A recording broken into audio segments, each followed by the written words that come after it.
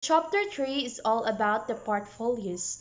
This chapter demonstrates how to successfully portray student learning, inspire students, and cultivate critical cognitive abilities and dispositions using collections of evidence of student performance.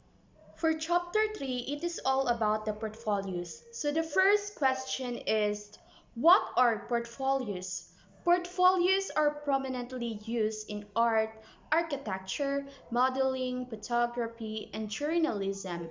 In education, a portfolio is a purposeful, systematic process of collecting and evaluating student formative and or summative assessments to document progress toward the attainment of learning targets. In this part, they document proficiency, skill, style, and talent with examples of actual work. They are limited, meaningful collections of work, include guidelines for the selections of contents, criteria for scoring, and student self-reflection. An effective portfolio is purposeful, is systematic and well organized, contains meaningful work, has pre-established guidelines, engages students in selection, evaluation, and reflection, motivates students, documents progress based on clear, well-specified scoring criteria. Student portfolios are most effective when they are used to evaluate student learning progress and achievement.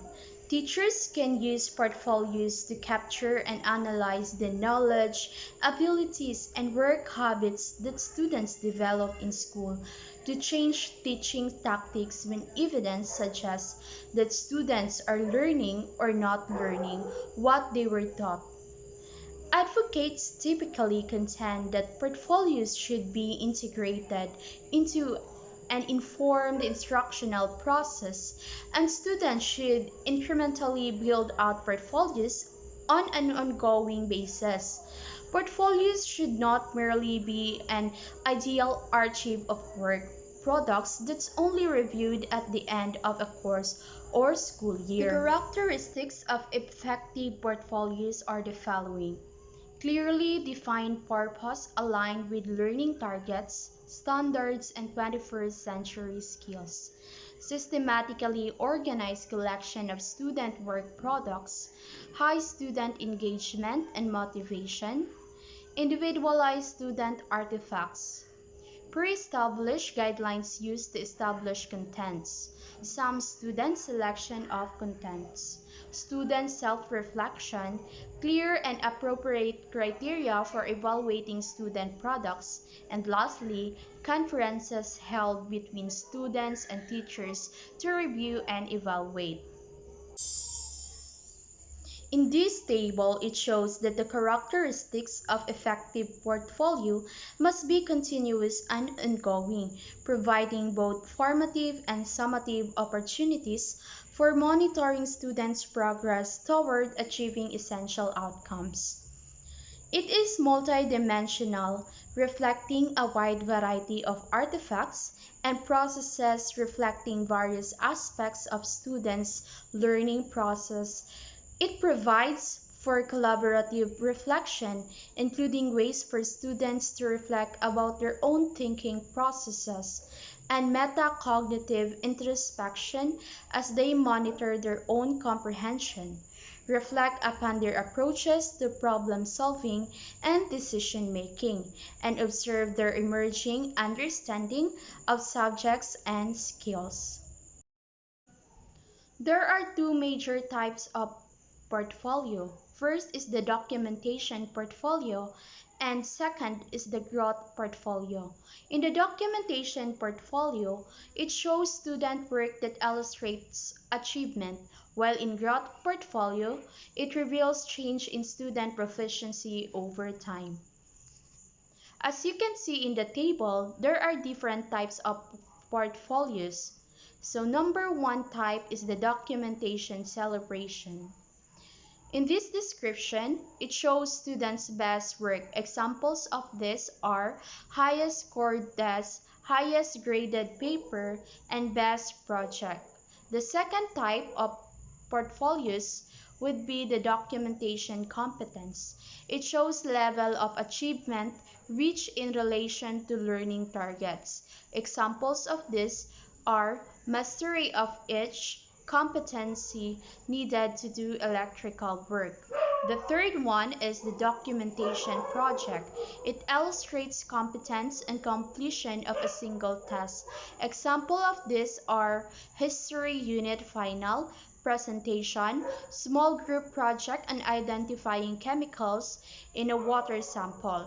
And the fourth one, which is the last one, is the growth. It shows improvement of student competence over time. Examples of these are examples of writing that show differences in skill, drawing from the first part of the semester to the last week of the semester. So here's the advantages and disadvantages of portfolio assessment based on this table. So number one, promotes student self-assessment, promotes collaborative assessment, enhances student motivation, systematic assessment is ongoing, focus is on improvement, not comparisons with others. Focus is on student strength, what they can do. Assessment process is individualized, allows demonstration of unique accomplishments. Provide concrete examples for parent conferences. Products can be used for individualized teacher diagnosis, flexibility, and adaptability. While in disadvantages, scoring difficulties may lead to low reliability, teacher training needed, time consuming to develop criteria, score, and meet with students. Students may not make good selections of which materials to include. Sampling of students' products may lead to weak generalization. And lastly, parents may find portfolios difficult to understand. Planning for portfolio assessment. First, establish a purpose involves both the learning targets and the proposed use. In the learning targets, portfolios are ideal for assessing product, skill, and reasoning targets, especially for multidimensional skills, and self-reflection and evaluation supports metacognition and decision-making. Alignment is made to the contents as a whole and match 21st century skills and disposition.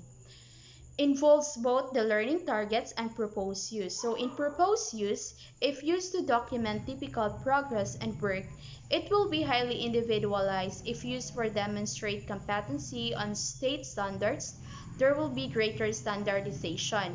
If used to illustrate what students can do, only best work is included.